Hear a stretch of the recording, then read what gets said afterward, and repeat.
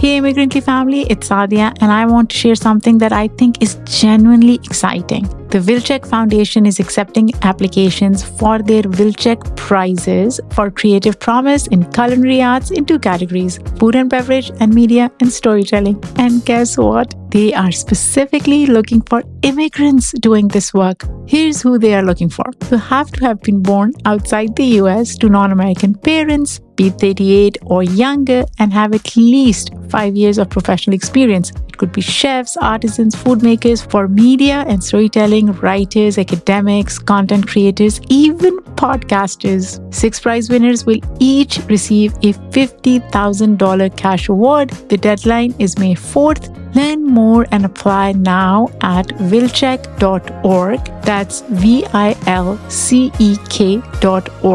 Your story deserves to be recognized.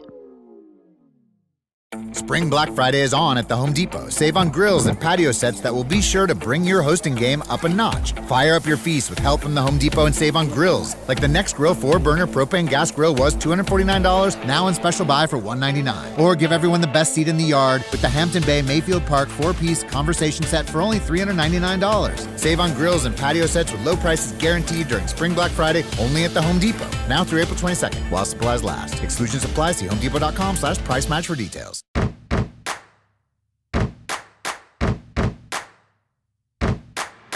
Hello and welcome to Immigrantly. I'm your host Saadia Khan. Sometimes there are stories that resonate in strange ways when you least expect them to. Today's guest's story resonated with me in a weird way. Hence, I'm sharing something on this podcast that I've never shared before. And I will preface it with, I am scared. I feel so vulnerable sharing this part of myself with all of you, but why not?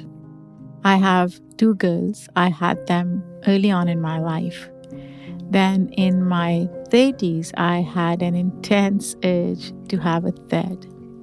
We started trying, but I was diagnosed with endometriosis, which delayed things for a few years. By the time I hit my 40s, I went through IVF and so many other fertility treatments, which, by the way, are so expensive and physically taxing. Nothing worked. I eventually gave up, and it left a strange void, a grief for something that never was. Now, I know I may sound ungrateful. I have 2 healthy children. But you know what? Grief doesn't follow logic. And when I listened to creation myth, something in me recognized the ache, even though the story is so different. Whether you're trying to have a child or deciding not to, the struggle, the longing, the loss, it rhymes. That's why this episode matters so much to me. Helena de Groot grew up in Belgium in a family of musicians. She began at Belgian public radio making jingles before graduating to Stories. She's now based in New York. She guest teaches at Columbia, University of Michigan, and Bennington College. And then there is Creation Myth, her 8-part audio memoir for CBC about whether or not to have children. For years, I've sounded like a broken record. I do not want kids. I don't want to have a child. I do not ever want to have kids. I am not maternal. I don't want to have a kid. I don't want to have a kid. Don't want to have a kid. Don't want to have a kid. And I don't want to get pregnant. Did I mention that? I don't want to have a baby. I'm just not parent material. I would fall apart if you had a kid. A Tribeca Festival official selection featured on the New York Times, Modern Love Podcast, Death, Sex and Money, and many others. It is also the reason she is here today. So without further ado, let's jump right in.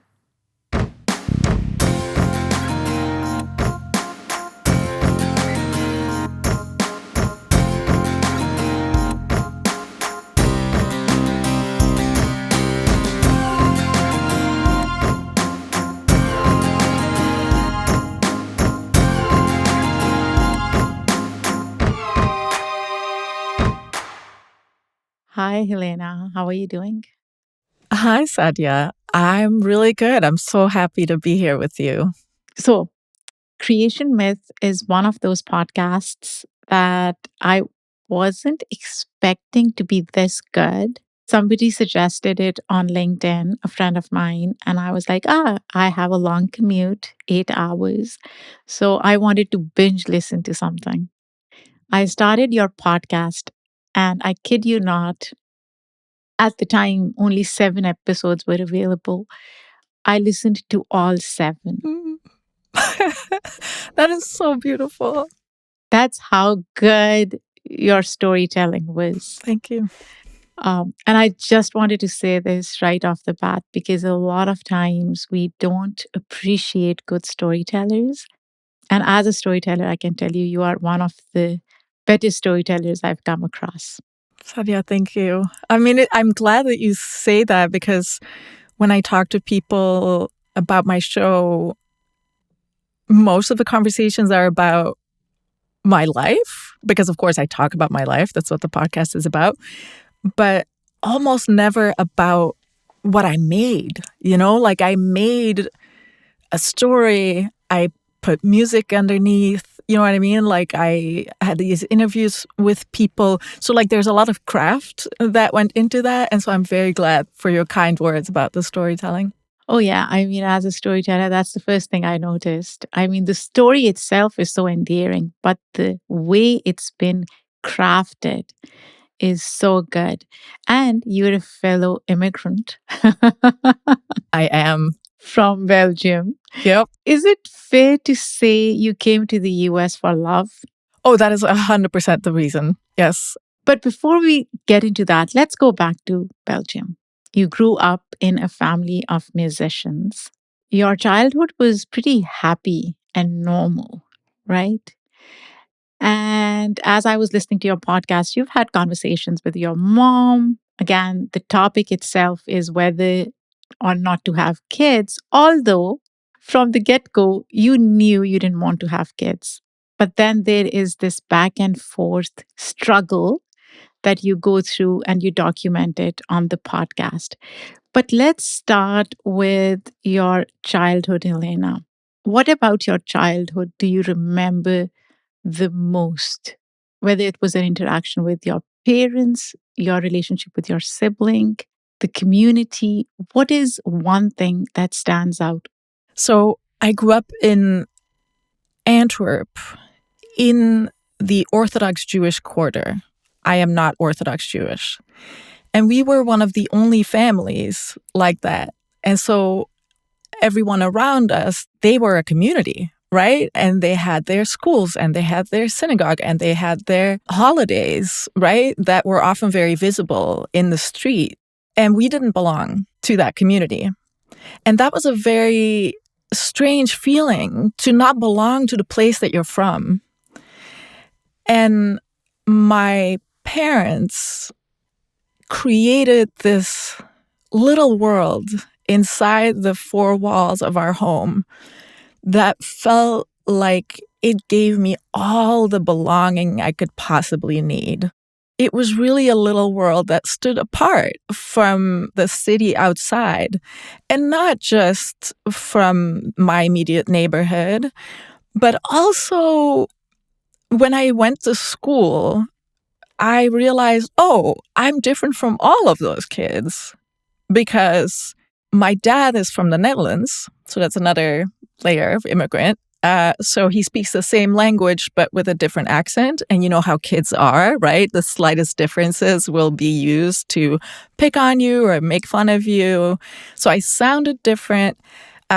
We didn't eat sugar. We didn't eat meat. We didn't have a TV.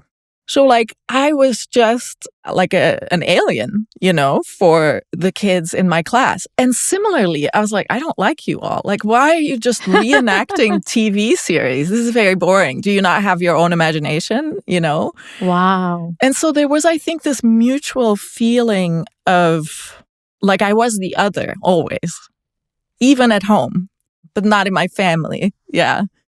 I'm curious to know, you said you didn't have TV growing up. Wasn't there ever an intrigue element as a kid as to everybody else has TV? What are they watching? Yeah, it's not like I never watched TV, right? Like when I went over to a friend one time, and I can't remember how old I was, but, not super young. And we watched Home Alone, which I realize now as an adult is a funny movie. But at the time, having had no TV, like just the storytelling with the moving image and music, and it was so immersive. The little boy who's left alone, and then this like bad guy with his coal shovel who like is suddenly is he in the basement? It was so scary to me. And for I don't know how long, weeks, months, I don't know, I had a hard time falling asleep because it was so scary. So yes, I knew that TV existed, and yes, it had sort of a big impact on me, but not a fun one. It wasn't that I was like jealous. And so to go back to your question, what was it about your childhood that you most remember? I remember music and books. So my mom has a beautiful voice, lower, alto, and she would sing to me. She would also just sing, not for me, and practice. And when I got older, we would harmonize. My dad plays the piano. And so often it would be all three of us, or I have a sister, but she was just not so interested in like being a part of the, the home music scene. And I would often play together with my dad on the piano. And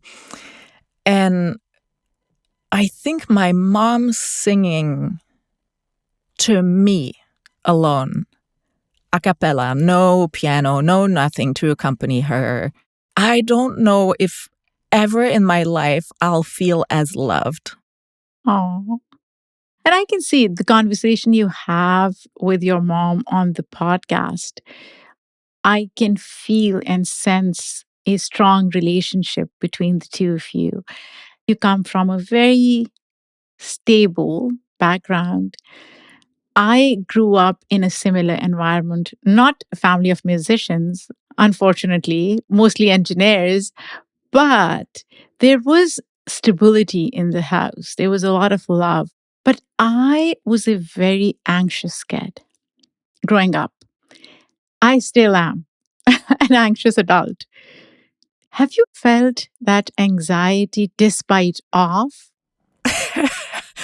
Ooh, have I ever? I think anxiety is not my main neurosis. Depression is. And similarly, like what you are saying, why? Like my family is beautiful. The love is unconditional. My parents have always encouraged me to follow my heart and do what makes me happy. And yet, there is this pull that I now know is genetic in large part, doesn't make it more real when you're in the throes of depression. You can have all the analyses that you want about, genetic predisposition, like you still feel cut off from the world and from yourself. So yeah, that has been a really big struggle. And I want to say, knock on wood, that I am in a better place with it. But there is this little feeling like it can always come back. Oh, yeah. Oh, yeah. Yeah. And when I think about my relationship with anxiety, I've been depressed a few times, not severe form of it, but I've suffered through it. And it's not a good place. And when you're in it, you feel like nothing's going to work, nothing's going to heal. But when you're out of it, everything is so beautiful. Chronic migraine, 15 or more headache days a month, each lasting 4 hours or more, can make me feel like a spectator in my own life. Botox, onabotulinum toxin A, prevents headaches in adults with chronic migraine. It's not for those with 14 or fewer headache days a month. It's the #1 prescribed branded chronic migraine preventive treatment. Prescription Botox is injected by your doctor. Effects of Botox may spread hours to weeks after injection, causing serious symptoms. Alert your doctor right away, as difficulty swallowing, speaking, breathing, eye problems, or muscle weakness can be signs of a life-threatening condition. Patients with these conditions before injection are at highest risk. Side effects may include allergic reactions, neck and injection site pain, fatigue, and headache. Allergic reactions can include rash, welts, asthma symptoms, and dizziness. Don't receive Botox if there's a skin infection. Tell your doctor your medical history, muscle or nerve conditions, including ALS, Lou Gehrig's disease, myasthenia gravis, or Lambert-Eaton syndrome, and medications, including botulinum toxins, as these may increase the risk of serious side effects. Why wait? Ask your doctor, visit BotoxChronicMigraine.com, or call 1-800-44-BOTOX to learn more.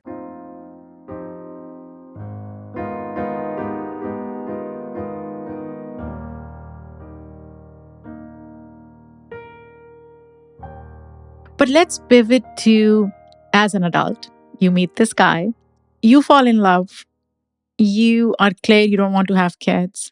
And then 3 years go by, you guys meet again, you come to the US and you're married. Yeah. Yeah. Was that quick?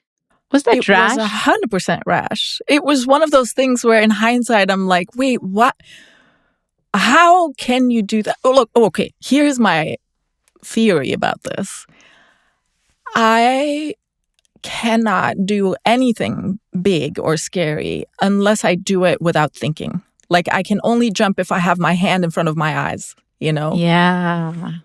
And so I think this was one of those things where it was like, wow, this man is amazing and he makes me feel adventurous in a way that I have never felt, or he makes me feel like I could be adventurous. It was sort of the promise of like, oh, my life could be so much bigger than sitting at home and listening to music and reading books, you know? And it would mean being together. It would mean moving across the ocean. It would mean giving up my job in Belgium and, you know, the whole community that I'd built and my family and my language. And it's almost like that was so big that I couldn't think about it. Like, there was no way that if I had sat down and sort of made 2 columns, like pros and cons, there is no chance that I would have moved. Because then I would have known the magnitude of what I was doing. And so, yes, it was rash. And that was the only way that I was going to do anything with my life, really. When you look back, Helena, do you have any regrets about how you came to the US? Do you think you would have preferred a different path? This is such a hard question. Because in general, I feel like regret is not something I do. And I don't want to be sort of flippant about it and be like, I don't see the point, because I don't see the point of a lot of things that I do. You know, why do I spend too much time on Instagram? There's no point, and yet here I am. But that is not a place that the darkness in my brain goes. You know, it has other things that it loves to worry about. It was hard. Let me say that. It was, I think emigrating is always hard. Yeah, of course. And I think there are ways to soften the blow. And I don't think I paid attention to that or were prepared. Talk some more about different ways which would have eased you into this society. I think the first thing that happened was I knew very little about America. You know, as I said, I grew up without a TV. Except for Home Alone, right? Exactly. Which was scary. So I was like, oh. Scary, right? I had a lot less knowledge than I think most people in Belgium have about the United States. Also, I studied Russian. I lived in China for a year. Like, there was no, like, the US was not really so much on my radar. I read a lot about, like, sort of other countries and their histories, you know, and I had become obsessed with Iran. Oh, interesting. Yeah, you know, just like the history of the place and sort of, you know, ancient history, right? Because it's such an old place, and sort of contemporary and geopolitics around it and, you know, all this stuff. And all of a sudden I was where? I was in the US. I was on the West Coast too. I didn't know what I was getting into, but what I realized very quickly is like, ooh, the West Coast is not just physically further away from Europe, right? It is culturally, it's something completely different, you know? And of course, you can move to a country where things are even more different, right? But that surprised me because I thought, well, I speak English. I don't know what else I thought that I needed, but I was just like, oh, I'm set. I'm going to be able to do this. And then I got there and I was like, oh, I speak English, but I cannot even write an email that makes me sound American because I come from a place where emails are sort of formal. You know, you have to be like, dear sir, madam, you know, whatever. And then you write your email. And then especially like my second language is French, you know, you have to do like mes salutations les plus distinguées, like, you know, my most distinguished salutations. Like I'm badly translating, but you know what I mean? Like you can't just be like, sounds great, thanks. And so when I first tried to write emails for like, maybe I can do an internship somewhere because I had already worked, like I make podcasts, right? I had already done that in Belgium. But when I arrived in the US, I wasn't allowed to work yet because I didn't have a green card. But I thought, okay, maybe I can just like get my name out there somehow, you know, intern, do something. And I would show these emails to my husband, who's American, and he just really rewrite them. Like, this is too much. This is, you know, it sounds like you're writing to the IRS or something, you know, like you don't need to do that. And it took me a very long time before I had the confidence to express myself.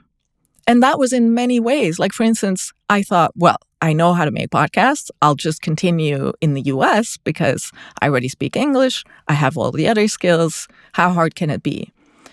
And it turned out that I felt so much like a fish out of water that I felt like I don't have a right to say anything. Like, who am I to go out there and report a story about this place that I don't know or understand at all? And so I lost all confidence in my skill.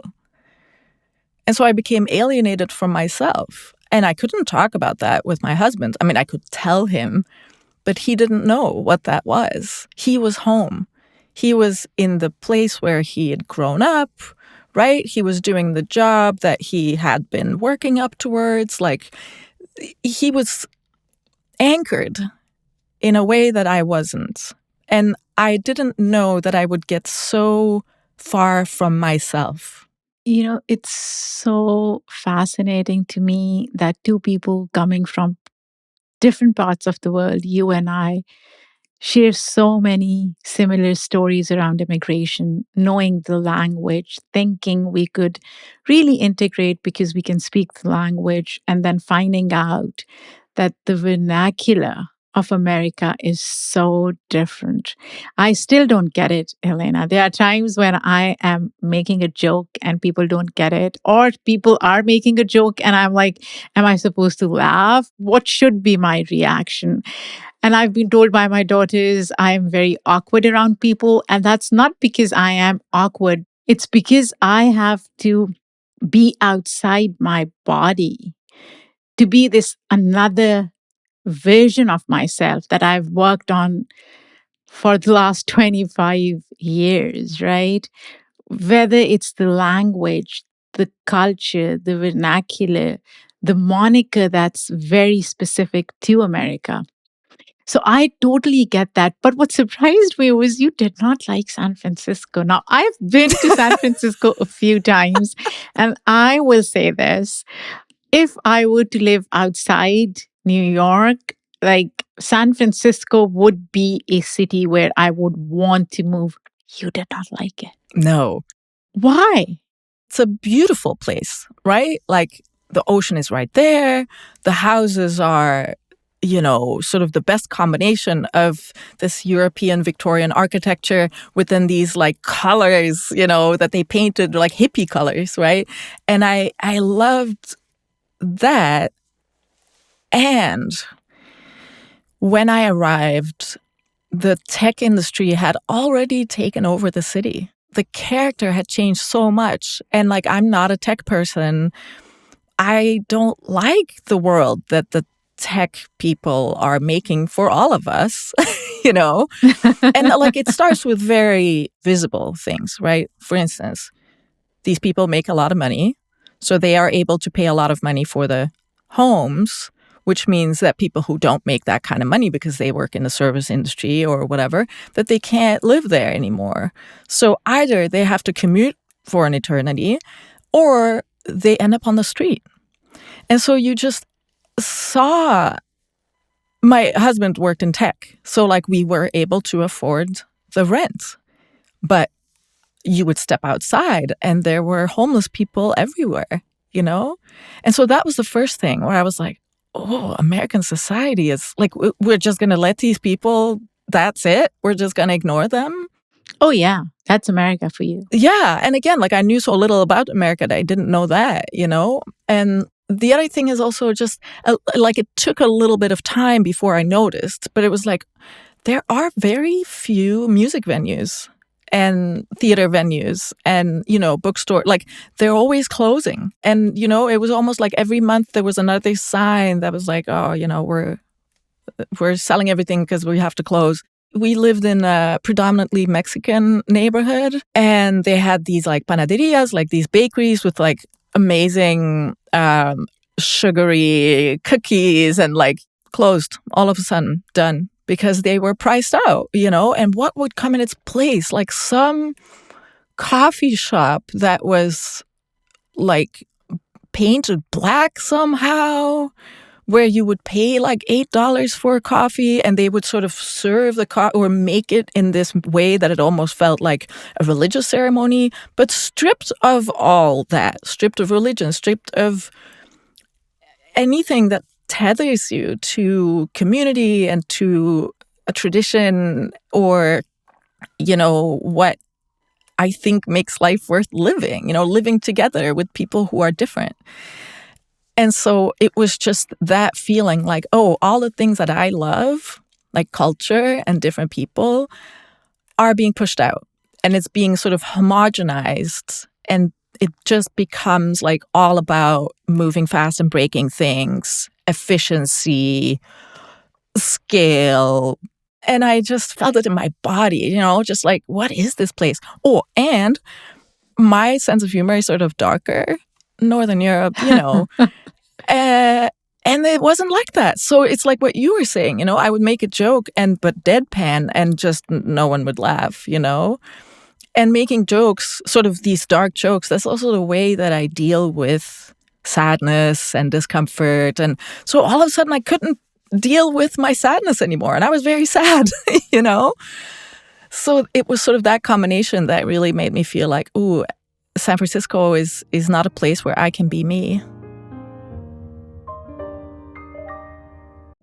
Hey, Immigrantly family, the Wilczek Foundation is accepting applications for the Wilczek Prizes for Creative Promise in Culinary Arts in 2 categories, food and beverage and media and storytelling. They are looking for immigrants doing this work. If you were born outside the US to non-American parents, are 38 years old or younger, and have at least 5 years of professional experience in either category, start your application for their $50,000 cash award by May 4th. Your story deserves to be recognized.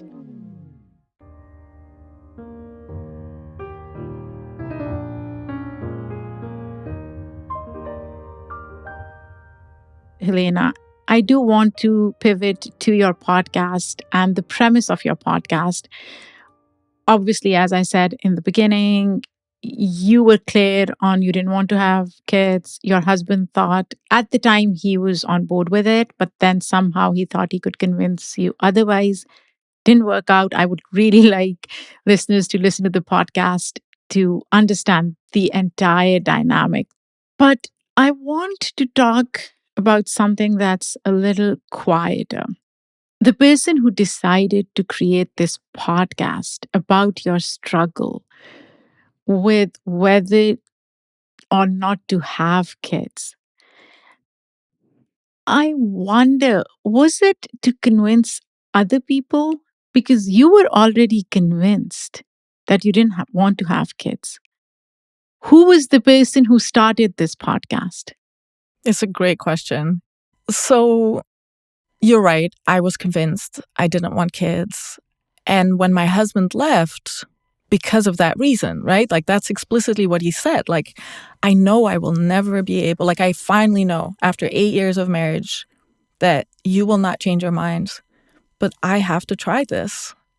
So he left, And it was after that, it was a wake-up call, like, wow, I love this man. And he's my family here, right? He's the rest of my family is in Belgium, and he was the reason that I was in America. And I felt like without him, I was in free fall.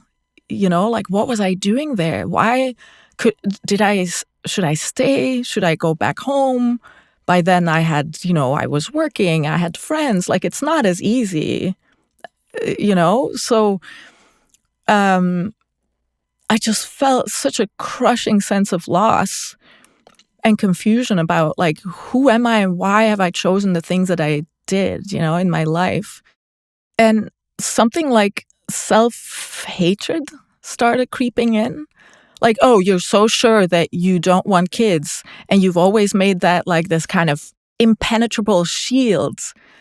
But have you ever really asked yourself why? And have you asked yourself, is it worth it? Like, okay, you have what you want now. Great job. You don't have a kid. Was it worth losing this person that you love? Why couldn't you just jump? As I said before, jump with your hand in front of your eyes if you must, but just do this thing that everyone keeps telling me is so profound and will connect you to what life is about. And so the person who made the podcast was a person with one big question. What is wrong with me? I don't want to imply, right, that other people who don't want to have kids, that there's something wrong with them, right? But at the time, that's how I felt. And so I wanted to sort of get to the bottom of it. Like, okay, I know that I don't want kids, but why? Is there, because a lot of people, who know me really well, they would say, isn't it just fear? Because one of the things that I was afraid of was, to go back to the mental health stuff, that I would get depressed. Or that I would have a kid who inherited this fabulous genetic material and would get depressed. And so, yeah, my friends would be like, is there a layer that is just fear that's holding you back, but actually you do want that? So the podcast was really, for me, a way to answer this question. Like, do I want this for the right reasons? You know what I noticed about the conversations that you had?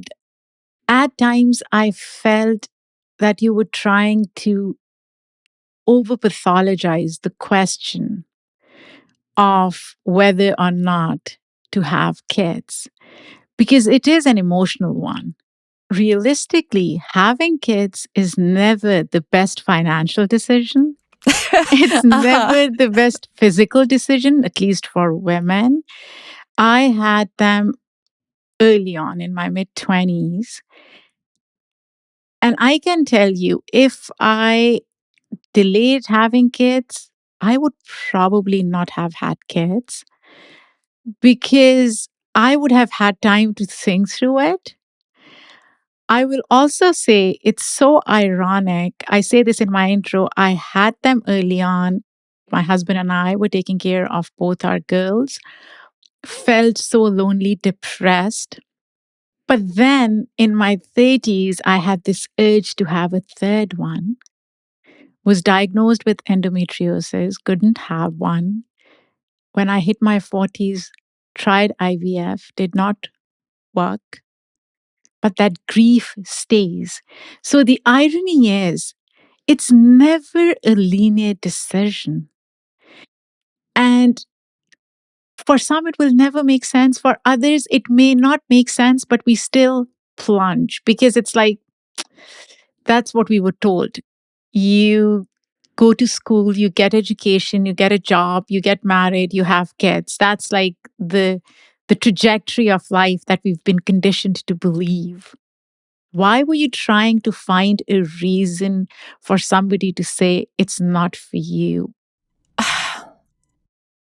I think this is probably very, like, again, I don't want to say in general, not wanting kids, there's something wrong with that. It's pathological. No, It's not. Yeah. it's not. No. It was a very personal thing that I thought for me, some people really trust themselves. Some people really know, like, oh, I have a feeling and let me just stay faithful to that. But with this history of depression, I often saw the world in a way that wasn't truthful. I would see things as way darker than they actually are. And I would not see hope where there was hope. And I would not see a way out. And I would not see a way for me to overcome certain things. Right. And then I was on the right medication and I got to the other side of that. And all of a sudden, poof, there were all these ways forward that I was convinced were never there, were not even possible. And so the not wanting to have kids, I wondered, is that just another version, another example of me not seeing a possibility where there actually is one? Is it just like, am I locked into an understanding of myself and of my reality and of what I would want that is off, because my brain works a certain way? So I think that's where that comes from. I think your word is really correct. I was afraid that it had to do with this illness. But I also noticed there were times when you were being pushed in that direction, right? There was this element of maybe. What triggered that? Well, there were two moments that were big. There were a lot of small moments, right? Where you just feel this tug, Let me start with the big moments. The first one was when, by accident, I got pregnant. And it's one thing to be like, I don't want kids, another to be confronted with this question when when your body changes, when your hormones make your brain, again, right? Like the power that your brain has to create your reality. Like these hormones were making me optimistic. That was the most surprising thing about that. I felt all of a sudden like, sure, the world out there is on fire and like, I have all these faults, that I'm sure will come up, but I know I can do it.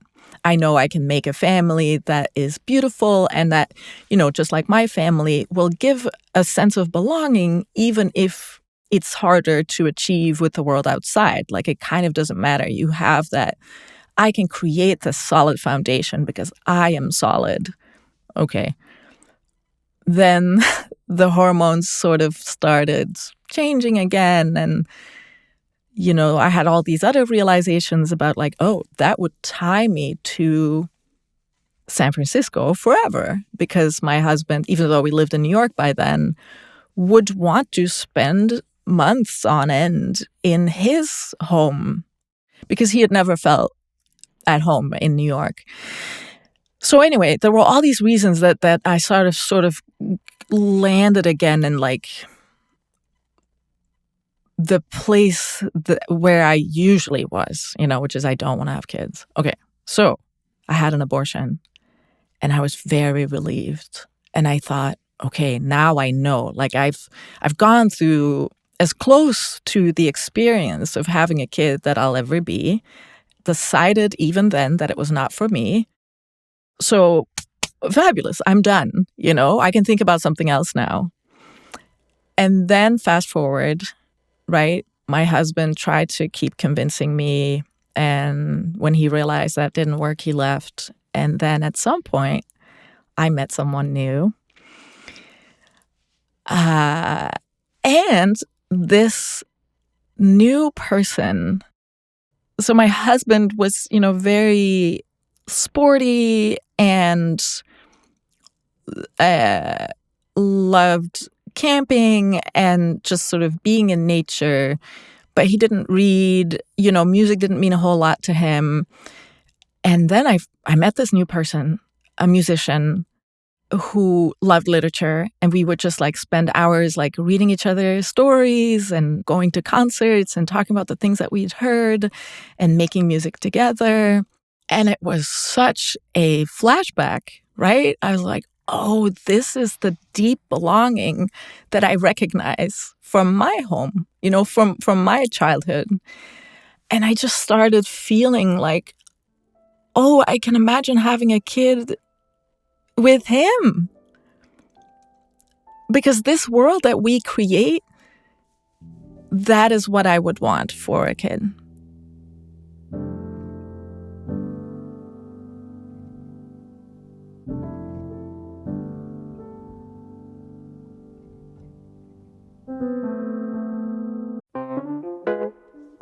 Not sure how to tackle your taxes?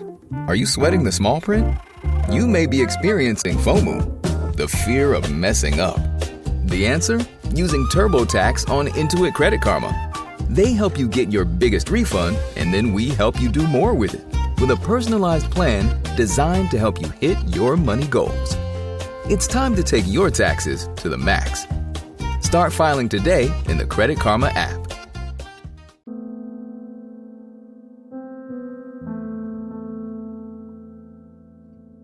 I mean, this whole thing is so beautiful because, when I just said over pathologizing, I didn't mean the back and forth or the struggle that you were having. I thought you were going through the mechanics of, the pros and cons of it. But the reality is, this back and forth is so real, Helena, whether somebody's decided not to or decided to. Because I remember when my husband and I decided to have kids, it was like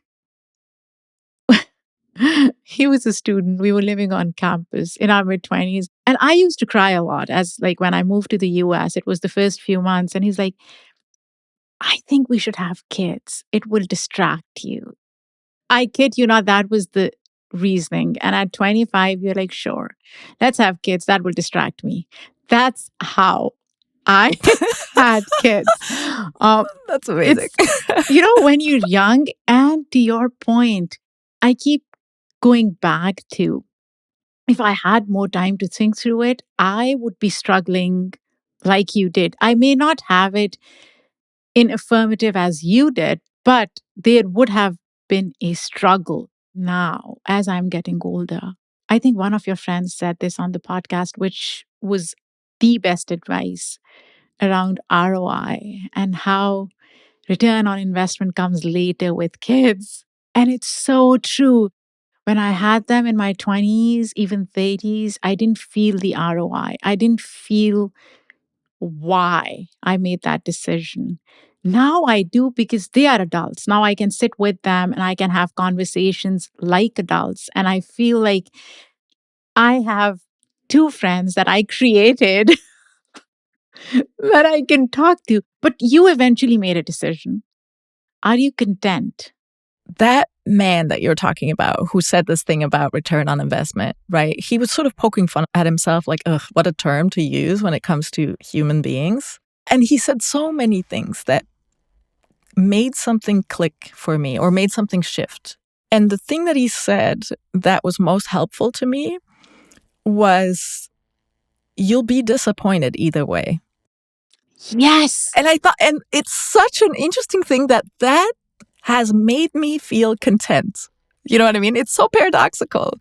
Before, what would happen is I would know I don't want to have kids. And then I would see the cutest kids, like a kid with a helmet. Oh my God, right? They're so cute. The big head with the even bigger sort of bowling ball, on top. And I would just feel this ache in my heart and think that must be a sign that I'm making a mistake. And I would go back to the drawing board and be like, really? Do I not want kids? And I kept torturing myself like that for 2 decades. And then he comes in and he says, you will be disappointed either way, whether you have or you don't have a kid. You have to pick your disappointment. And so it was such a relief to know that this pain that I feel in my heart can just be that pain in my heart. You'll feel pain about so many things, right? I feel pain for the fact that I live in the US far from my family. Does that mean that it was the wrong decision? I don't think so. And it doesn't stop it from hurting, you know? So I think that was what allowed me to find peace with this decision. With not having kids. Yeah. Yeah. And to your friend's point, he was so on point. I think his was one of the best interviews during the series, right? Because it was so honest and authentic. And the reality is, a lot of times we want to have kids because we want to leave our DNA in the world when we are not here. It's a selfish choice in many ways as well. And to the point about pain, once you have kids, that pain stays. The anxiety of, are they okay? What do they need? How are they doing? And it doesn't go away with age. It doesn't go away whether they're married or not. Your mom was having this deep conversation with you even now, right? So that does not change. And that's the pain that you have to live with as a parent, or the pain that you're talking about when you choose not to have kids. Did you ever ask your mom whether she had this struggle when she had kids? And I know she had kids pretty young as well. Did she ever think of whether or not? Was that ever a question for her? No. She grew up in an abusive household. And there was not this feeling of love and encouragement and curiosity even about like, who are these kids and what do they want? You know, it was really like the kids were always doing something wrong. The kids were always in the way. The kids were a nuisance, you know, and that was sort of punished, you know, with really extreme violence. And so she knew very early on that she wanted a kid to give them everything that she had been denied. And it was, I think, for her, a way to repair the world, herself, you know, to just, because you hear that a lot, right? That like people who have been abused as kids, they often then go on to become the abuser, right? Yeah. Because they're so traumatized that they just don't have the way to step out of that cycle. And my mom made this decision very early on, like, I'm going to break the cycle. That is going to be the project of my life. You know, that is what for me gives meaning. And if I can do that, if I can create a loving family and give my kids the feeling that they are loved and wanted and that, you know, she's so curious about who we are. And I've done so many different things in my life, you know, like, yeah, I don't know. I studied Russian literature and then Russian, and then now I'm here making podcasts. And like, I've worked as an art installer and I've worked at a restaurant. And like, whatever I do, she's always curious and excited to hear more. And she's never like, I think that's not like, economics is kind of boring. She's never saying that, you know? She's always like, tell me more. And so she has not had that doubt about whether or not to have kids. She had such a clear reason to have them.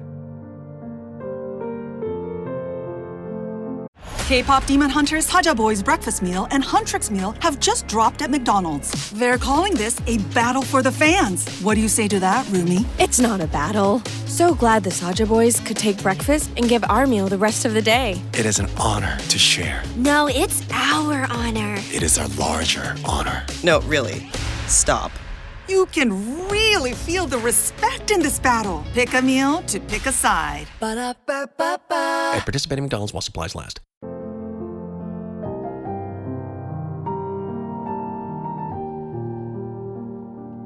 I do want to ask you about the title, Creation Myth. It carries a lot, right? Like, what myth were you trying to dismantle or even honor? I love that you say both dismantle and honor. You're capturing really well what I want to do.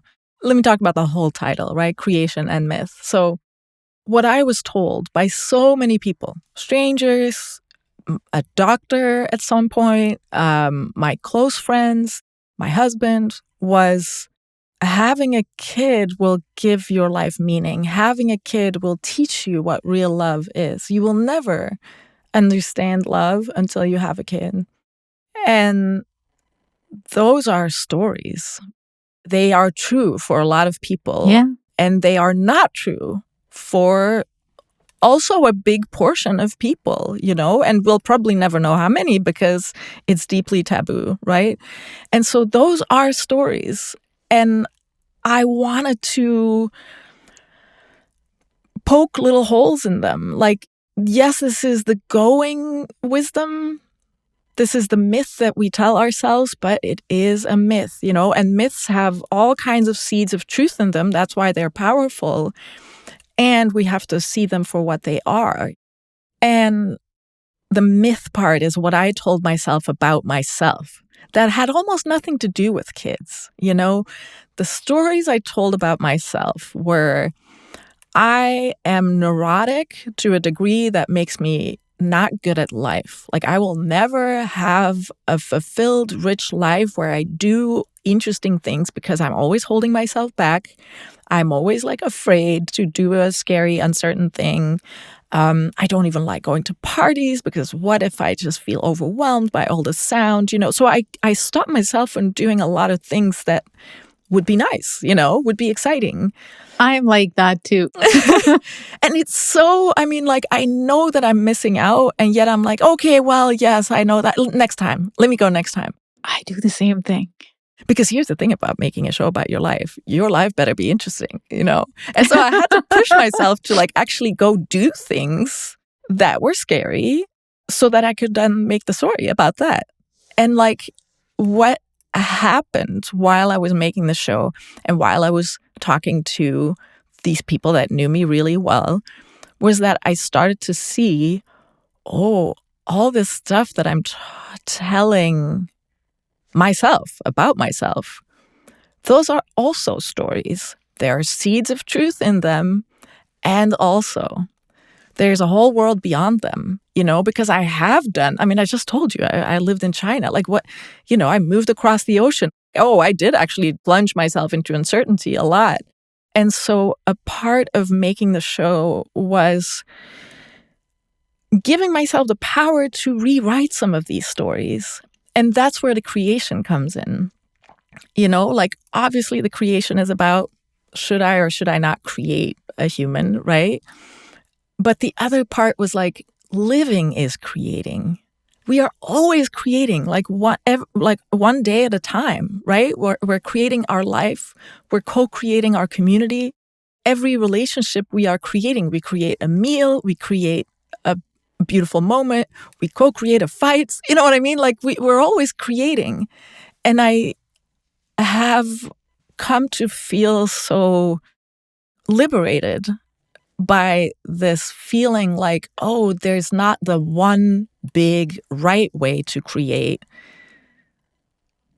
There's not the people who create and the others, right? The people who have kids or the artists, they create and everyone else just sit there leeching, no, we all participate. It sounds so bloody corny, Saadia, but No, but it makes a lot of sense because you're right. That's how societal conditioning is. There is this othering of people who choose, and I don't even want to call them unconventional, but yes, in some ways, unconventional paths to living. Because we've been conditioned, as I said, at 25, I had kids because I was like, okay, I will have kids at some point. So why not distract myself now because I cry 90% of the day? All of us have different journeys in life. And to think this is the right journey, or this is the right kind of pain, or this is the right kind of achievement is so reductive. in so many ways. I think as soon as you immigrate, this story that there is a right way to live, in a way, is punctured. Oh, yeah. Right? Because like the way to live, sort of, if you don't ask yourself a single question, is like what you say, right? You're born in a place and you go to school and then you meet someone and then you have a baby, right? No moving across the ocean involved.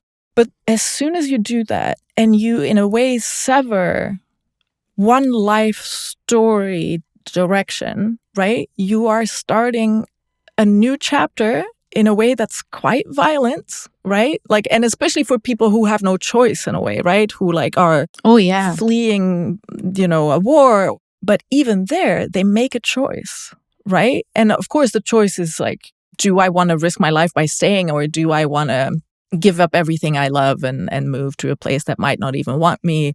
But that redirection, I think it was sort of the first big indication that there is no one right way, and that I don't want to say in charge, because like none of us are in charge, right? Like your life is going to be a lot better if you realize that soon, that you do not have control.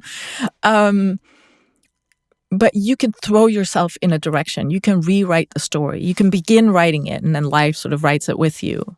You become more comfortable with the unknown. You let it be. And I think that's the beauty of the immigrant experience, because you don't have any expectations anymore. You just go with the flow, right? Whether somebody understands our joke or not, too bad, because we'll keep making those jokes.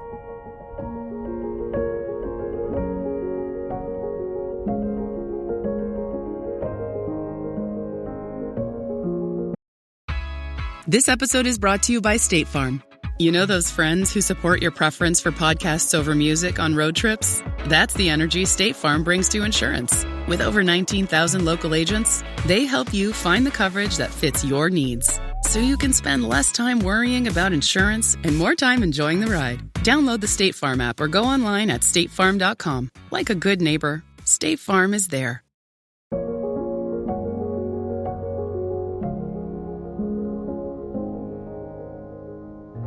What do you want someone to feel? Not to think, but to feel when the last episode ends? I have thought about this a lot, and not really because it was guiding. I think I had to make the show in a way that felt truthful to me, right? I couldn't be like, what do I want the listener to feel? And then let me engineer that, right? But now that it's out in the world and people have listened and written to me, people from all walks of life, people who live all across the world, many of them have children. Some of them have known that they don't want them and have never struggled with that, so very different from me. I've heard from empty nesters who are like, I had children, but I have to do what you're doing. Sort of, who am I without children? Where do I find meaning? So I'm hearing from people who have all these different life experiences, but who tell me the same thing. I recognize myself in your story. I ask myself the same questions. I feel less alone. And just the fact that I can write something that is all about me, which is, I had to push myself so many times to just keep going and keep being brave. And sort of the people close to me had to sort of encourage me, because I often felt so ashamed, Like, what is so interesting about me? What is so special about my life that I'm going to inflict this on other people for 8 episodes? No, but it's the universality of the theme, the story, the through line. I hoped that was what would happen. That if I would go deep enough and would make it specific enough and was honest enough with myself and not try to tell a story, because I think often when you tell a story, you sort of cut corners because it's better for the narrative tension or whatever, right? Like, I try to keep in sort of the contradictions, like everything that doesn't quite fit in the story. I try to honor that in the hopes that people can see their own lives and how messy it often is, and that it sort of doesn't make sense, and feel like that's okay. I'm curious to know, now that you've made a decision, are there ever moments where you still revisit? Yes. Yes. No, it's the right question. I mean, okay, so right after the show came out, a friend of mine asked me, sort of making all this and, going through this whole process, are you now in a place where you can put this issue to rest? Like, do you think that you'll ever change your mind? And I was like, no, I mean, I've put it to rest. I know what I want. I'm happy with my life. I'm going to think about something else now. And then she asked a follow-up question. Remember when I told you that I met someone new, right? And they make me feel like home. His name is Brendan. We're together now. And my friend said, okay, and what if you were to become pregnant by accident and it would be Brendan's? And I just lurched back. The moment that she said that, it was as if she had like punched me in the gut. It's very physical. Because in that moment, I realized I don't know if I would have it in me to abort this child. Because the bond that he and I have and the tenderness that I feel for little him, I don't know if you have that with your husband, but like every age that Brendan has ever been, I love. And of course, I haven't met those, right? Like I haven't met him at 5.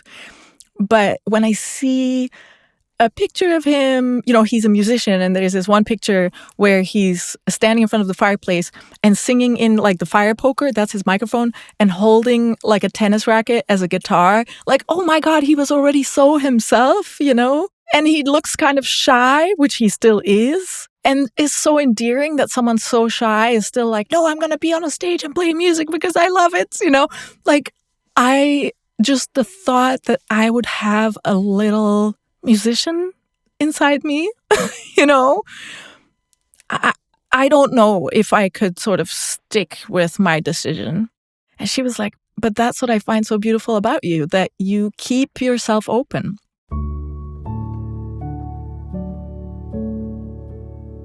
At the end of the day, as women, we are so hard on ourselves, right? We should be able to give ourselves the permission to change our minds, to pivot, to improvise, to do whatever feels right in that moment. So this is your truth in this moment. If it changes, it changes. It doesn't change, it doesn't change. Right? The onus should not be on you to prove to the world that now I am changing my decision, so let me get everybody else's permission to change. It's not their business. It's nobody's business. You're so right. And I love that you use the word improvise, that we should grant ourselves the right to improvise. Because what else can we do in life, right? There is no map. You can draw one, good luck. Doesn't work. Like, how is that saying? Like, if you want to make God laugh, make plans.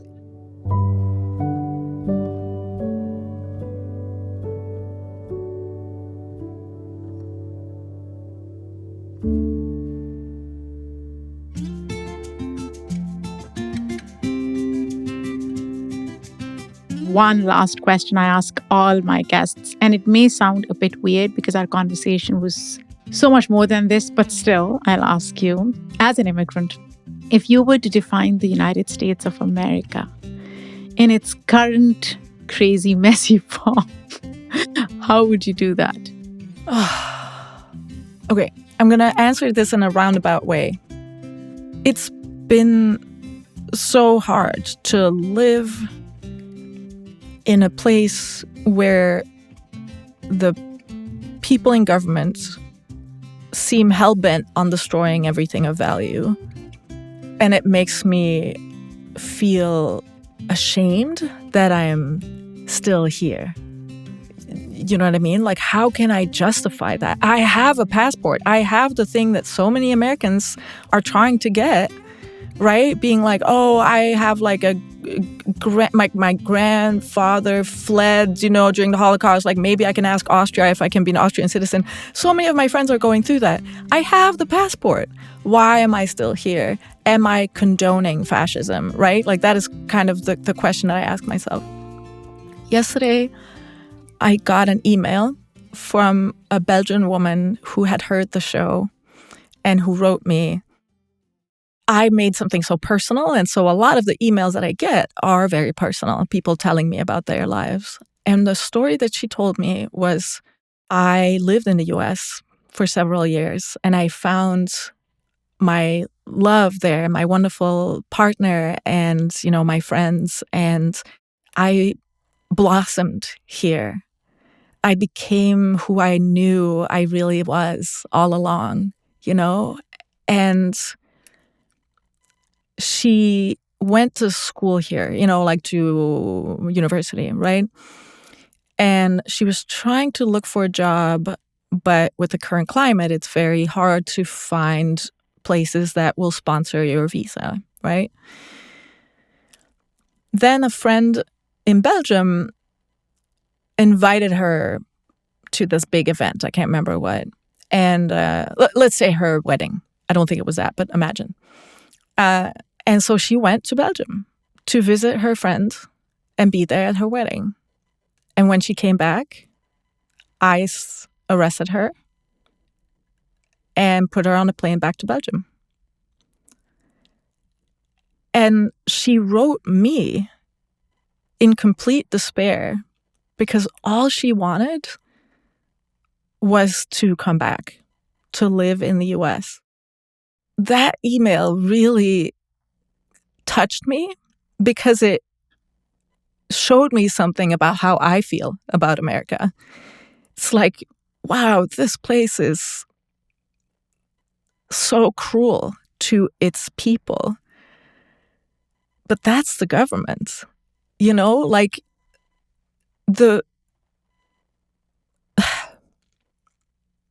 I too have blossomed here. I too have become like a bigger, braver version of myself. This show that I made, right, is just this 8-part limited series. What I do most of the time is I make a podcast about poetry. Belgium is a tiny country. Half of the country doesn't even speak the same language. So you cannot make a podcast about something so niche as poetry there because like 5 people will listen, right? I'm exaggerating a little bit, but you cannot make a living off of that. But in contrast, like the US is so big, there are so many English speakers, not just here, but in the world. And so here, there's an organization that pays me to make a podcast about poetry, and I can pay my rent reading poetry. And I have friends who are also cobbling together their lives in ways that are, I feel, only possible in America, like you can reinvent yourself here at every age, right? Like when I came to the US and I couldn't work and then I could work, but I was still feeling so far from myself, I worked at a restaurant as a line cook, just like doing really boring things.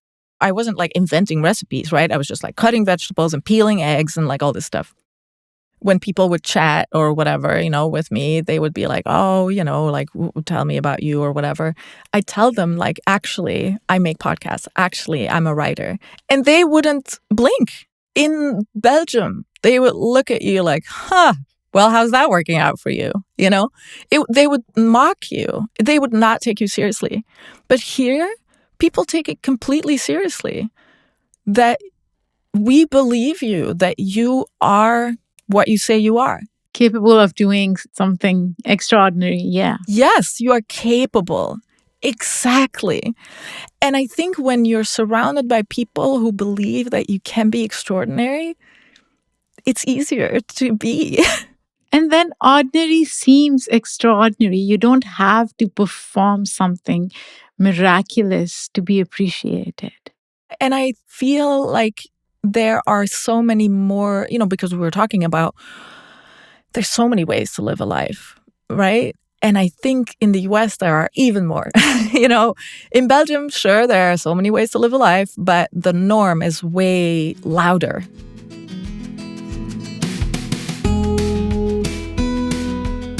This was so good. Tell me, I mean, people should know where they can find this podcast, but still, where can they find Creation Myth? It exists actually as a season of this podcast called Personally. It's a CBC podcast. So if you look for CBC Personally, Creation Myth should be right at the top. And how can people follow you on your socials? Okay, so my Instagram handle is a Dutch transliteration of my last name in Russian, because when I got it, I was studying Russian. So I'm not going to inflict that on anyone. Check the show notes, is what I would say. You've done something wonderful as a storyteller in a very raw, messy, and honest way, which I think is missing from storytelling right now. Thank you so much. Well, thank you. And thank you for this invitation, because I never get to talk about this very important part of my life.